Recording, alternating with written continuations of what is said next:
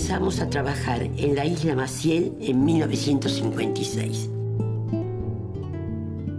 Éramos estudiantes de la UBA, de distintas carreras, y sentíamos que la universidad y nuestro trabajo tenía que estar más cerca del pueblo. Fue un trabajo pionero, de proyección social, como nunca antes se había hecho. Un trabajo que duró más de 10 años. Nos pusimos hombro a hombro a estudiar, junto a los vecinos, las soluciones para los problemas del barrio. Nosotros y los vecinos, juntos, aportando cada uno sus conocimientos y sus experiencias.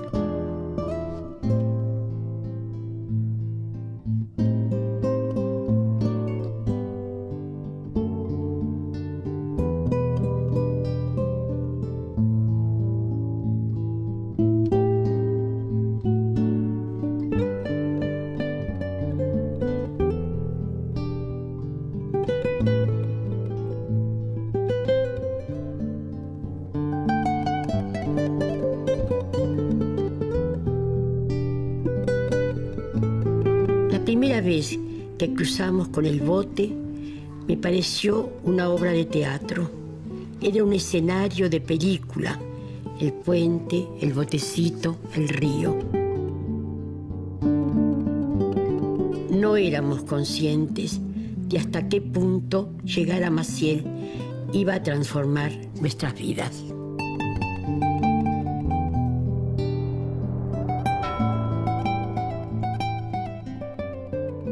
Mi nombre es Amanda Toubes y mi trabajo en el Departamento de Extensión Universitaria comienza previamente al desarrollo de Isla Maciel en, diríamos, fines de 1955, cuando estudiantes y graduados y algunos profesores decidimos la creación del Departamento de Extensión Universitaria con las nuevas autoridades de la Universidad de Buenos Aires, ¿no es cierto? La universidad trató de dar un vuelco con el grito de la reforma del 18 y consiguió muchas cosas, pero después intervenciones, represiones, algunas veces la no comprensión de lo que significaban los problemas del país, yo digo que consiguió tener una universidad mirándose a sí misma. El Departamento de Extensión Universitaria, una estructura muy sabia, diríamos, dependía del rectorado de la universidad, es decir, que tenía jurisdicción sobre todas las facultades. Se planteaba programas e iba a buscar a las facultades la gente que necesitaba para eso. Nos considerábamos en un punto privilegiado por ser universitarios y ese privilegio también tenías que pagarlo con que tenías casi la obligación de tener una ideología. No digo un partido, digo una ideología progresista.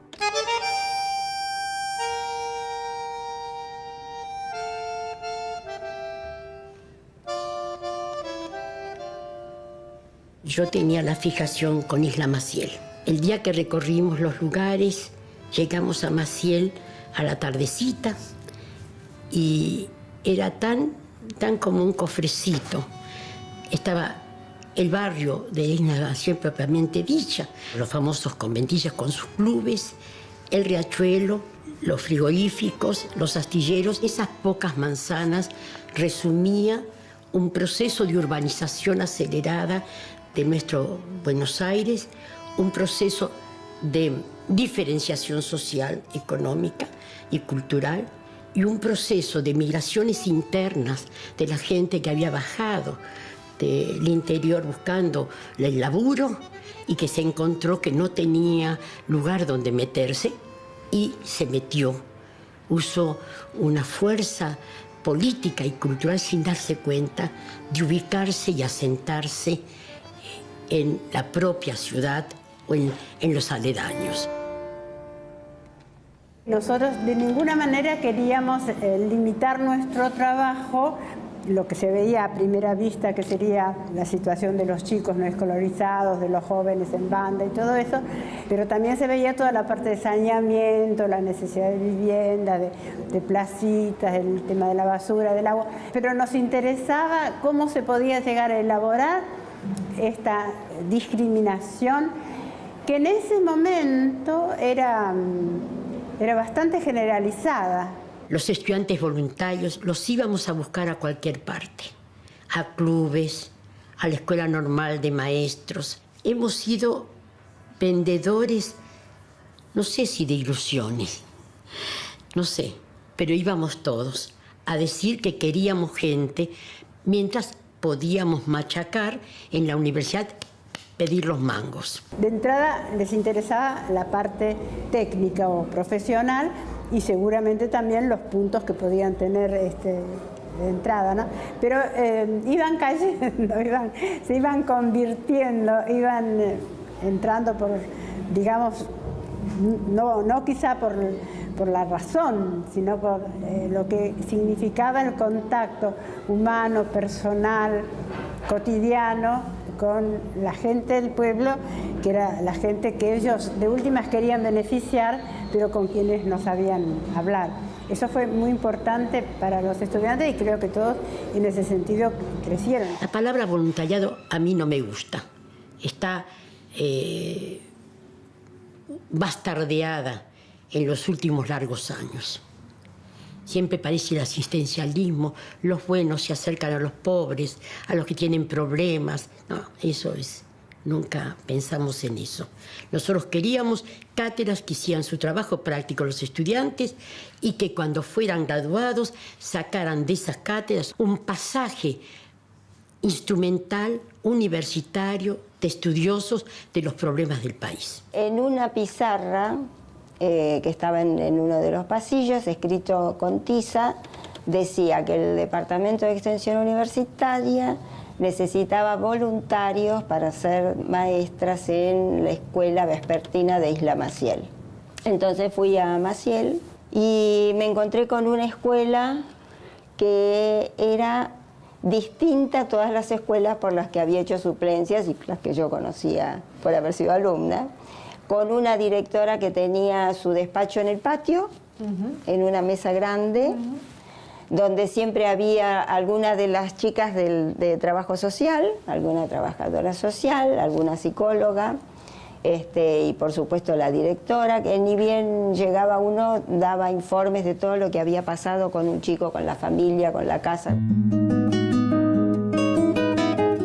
En el patio andaba siempre Amanda, mirando las aulas, entrando a una aula, entrando a otra aula, haciéndose cargo de algún aula que hubiera faltado el maestro ese día, viendo si había algún problema en algún lado y yendo como a apagar el fuego antes de que aumentara.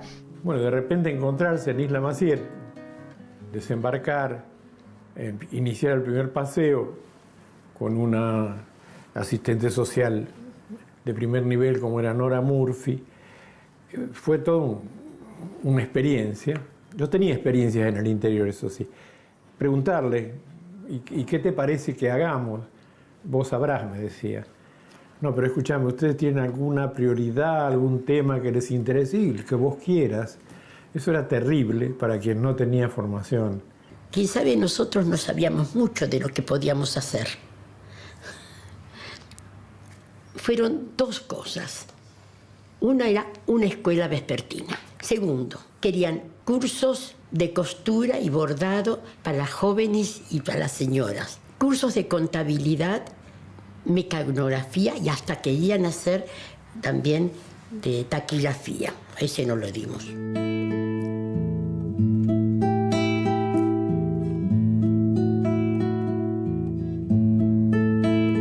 Y algo que nos pareció no solamente muy importante, y lo hicimos, eran los cursos de formación operaria para obreros, de astilleros, del puerto. Había una noción de futuro, de posibilidad, de promoción a través de la educación educando al adulto junto con el chico, porque si no, no se podía trabajar. Y además era la forma de hacerlos crecer. De crecer y de no pedir desde el punto de vista de asistente social, sino que tenían el derecho de tener una vida mejor. Eso era un poco el catecismo del Departamento de Extensión, ¿no? Es decir, no es que iban a pedir, sino que les correspondía salud, que les correspondía educación y que les correspondía vivienda. Plan, es así, si los tenemos a la mañana, desayunan, almuerzan y ponemos un asistente social para que lleve a la escuela y hacemos para el que no quiere ir a la escuela una especie de entrenamiento hacia la lectura, hacia la escritura, hacia el número, podemos llevarlo a la escuela de Dock Sud o de Isla Maciel a esta cantidad de chicos que su mamá o su papá no tenían la fuerza suficiente para hacer cumplir la escolaridad. Pero, ojo, tampoco la escuela los quería.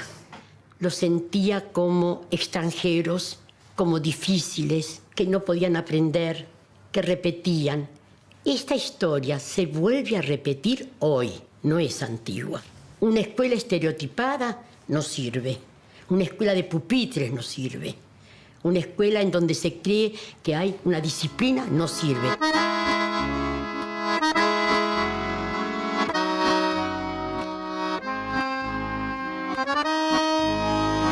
Entonces hicimos una invención bien interesante y bien loca. Dijimos, la gente se enferma, es el invierno, los chicos se enferman, vamos a ir hacia la enfermedad.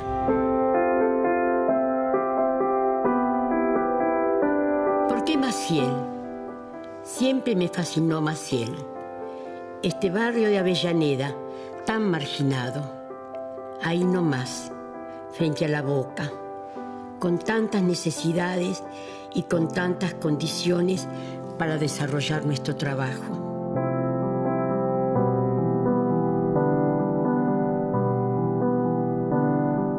La escuela vespertina fue un foco de problemas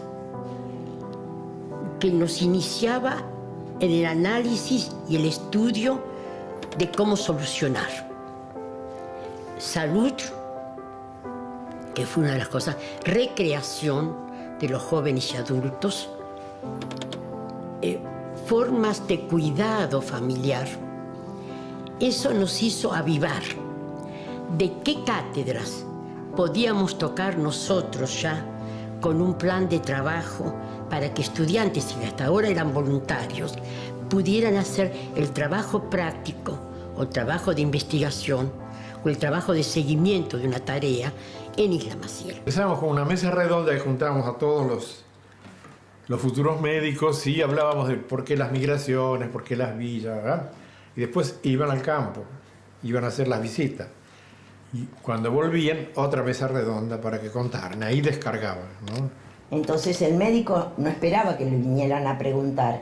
Él se enteraba de que el señor tosía y iba a la casa a ver qué es lo que pasaba, o que el nene tenía diarrea, y lo acompañábamos al contacto con la familia, y iba ese ida y vuelta de salud y atención. Y nosotros los llevábamos a que hicieran la cola en la canilla y llevaran con el balde el agua y prendieran las brasas para calentar y hervir el agua para hervir la mamadera. Bueno, de modo tal que la realidad se les plantaba de una manera que era ineludible. Me parece que fue una cosa muy revolucionaria, porque hasta ese momento los profesionales trabajábamos en los hospitales, amparadas por las instituciones, pero no sabíamos realmente si ese niñito venía desnutrido o tenía una diarrea, cuáles eran las condiciones ambientales o familiares que podrían haber condicionado esa situación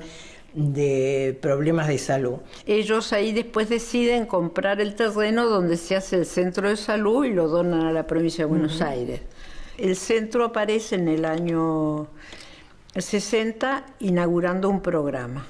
Ese programa consistía en control del niño sano, control de la embarazada, en el cual estaban incluidos acciones de educación. La función de enfermería, que era la responsable del niño sano, es decir, que el niño, aparte de los controles médicos, tenía todos los meses controles de enfermería, visitas domiciliarias, vacunación, entrega de leche. Y además teníamos un programa, lo que nosotros llamábamos en nuestra jerga, del Club de Madres. Sí. O sea, que las mamás embarazadas o las mamás lactantes se reunían una vez por semana y tenían una especie de información general sobre algún tema que podía preocuparle y además un intercambio entre ellas. Bueno, en un momento dado teníamos más del 80% de los niños que vivían en la villa controlados, es decir, que estaba su peso tomado todos los meses, seguido su evolución, teniendo todas las vacunas que eran, es decir, que eso yo creo que es lo fundamental del centro de salud. Y en 1957, ahí nomás, preparamos un centro llamado de recreación infantil. No íbamos a llamar de esa forma tan cretina, llamado desertores escolares. Estábamos tan metidos en el desarrollo del país que no veíamos o no le dábamos importancia al golpe que se venía. Sabíamos que se venía algo difícil, sabíamos que iba a ser exacta el núcleo a donde se iba a dirigir la policía. Yo me fui a ingeniería, donde no pude entrar porque ya estaba la policía. Entró el ejército. La gente se levantó, empezó a cantar el himno, el ejército se cuadró escuchando el himno, hasta que un teniente se pudrió de que se estuviera y dio la orden de rajar a todos. Y ahí hubo unos palazos, etc. Pero fue la noche la más difícil porque teníamos que buscar a quienes habían sido golpeados, quienes habían sido detenidos. Esa fue una noche donde yo te diría que la sangre tuvo que ver, ¿no? Es decir, verlo a Sadowski golpeado, verlo al viejo Simón, que era el secretario había sido secretario de la universidad, chorreando sangre, otros, eso era inimaginable para de dónde veníamos como universidad, ¿no? Es un ataque y que además no teníamos la menor posibilidad de responder. No, nada más que rajar, esconderse y tratar de ver qué pasaba. Se cortó porque vino el golpe militar y, el ataque a la universidad, la política de ese momento que fue la de renunciar, porque se pensaba que, si hay miles de renuncias en la universidad, eso va a producir algún efecto internacional importante, vamos a poder revertir esa política. No se revirtió nada, nos echaron todos contentos y llenaron los lugares con otra gente y demás. Y se cortaron muchas cosas y por supuesto lo de extensión universitaria se consideró superfluo, se cerró el departamento, renunciamos y demás. Había que renunciar, pero ¿cómo se hacía? ¿Qué se dejaba? ¿Cómo se acercaba uno a las familias? Y ahí hay cantidad de anecdotario sobre las lágrimas, los abrazos. No se vayan, no nos dejen. Y hacerles entender que si nos quedábamos, era muy posible. A mí me costaba mucho algunas veces decirlo, que la represión iba a ser doble, no solamente por su trabajo en el gremio o en el sindicato o por el trabajo en las cooperativas, sino por la presencia de universitarios que ellos iban a poner el mote de comunistas, marxistas, entregadores, subversivos, todo ese lenguaje. Y por culpa nuestra, ellos iban a tener una doble sanción. Esto no solamente nos costó a nivel individual y colectivo, sino que fue decisión política. Una decisión no solamente de sinceramiento político, sino de mostrar la universidad que iba a llegar. En Argentina, encarar un trabajo de comunidad integral en una villa miseria no había sucedido hasta ese momento. Por otra parte, que la universidad se planteara que tenía el deber de formar estudiantes y hacer investigaciones sobre los temas verdaderamente urgentes e importantes del país y populares, eso era casi una revolución, digamos. A mí lo que me llamó siempre la atención es que proveniendo de distintas carreras, de distintas ideologías, como decía Jorge, políticas, pero totalmente diferentes. Sin embargo, había algo común, que fue, yo creo que esa utopía de pensar que uno era capaz de mover cosas para cambiar el mundo. Yo creo que eso fue lo que nos unió.